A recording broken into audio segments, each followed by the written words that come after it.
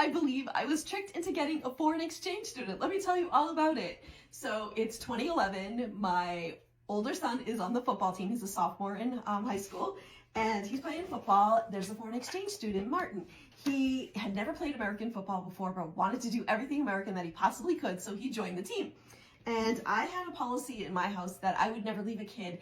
I would always say yes if someone needed a ride home, just the way it was. I always felt bad. I never wanted anyone to be stranded, so I would give anyone a ride home. We lived in a small town, one traffic light, just to give you an idea. So I would be giving Martin rides home a couple times a week. He would need a ride, so fine. He was very nice, or he is very nice, and I would give him a ride.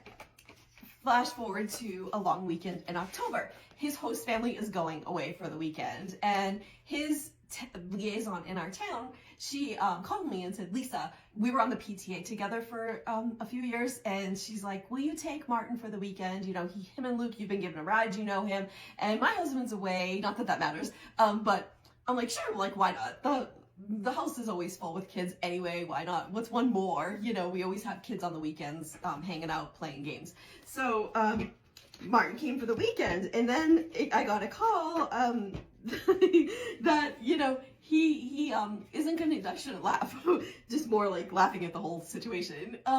He needed, could he stay with me longer, or at our house longer, because it's not gonna work out with his family, his host family, and he needs to find a new place. So could he stay with me longer until his new, like, a new place was found, unless you want to take him? And oh my gosh, like, I have the hardest time saying no. So anyway, they did make it to the football playoff Super Bowl at Gillette Stadium. So there's that. But I literally couldn't say no. So I sat down and talked to my 3 kids and said, what do you guys think about, you know, having Martin live with us for the rest of the year? And my husband, he was traveling, he would travel for work. So he was in Asia. I couldn't even call him. And so, he's so, you know, Vinny doesn't, yeah, he goes along with me, with my antics, I guess, and because I just felt so bad for him, like, where's he gonna go? And then they were like, he could potentially be sent back to Spain. I'm like, that would be terrible, right? So I'm the person that literally can't say no, so I know that I totally, in retrospect, I'm like, I think I got set up. But he moved in October and never left until the end of June, when he went back to Spain. But honestly, we had the best time. We did so much. We went to Disney.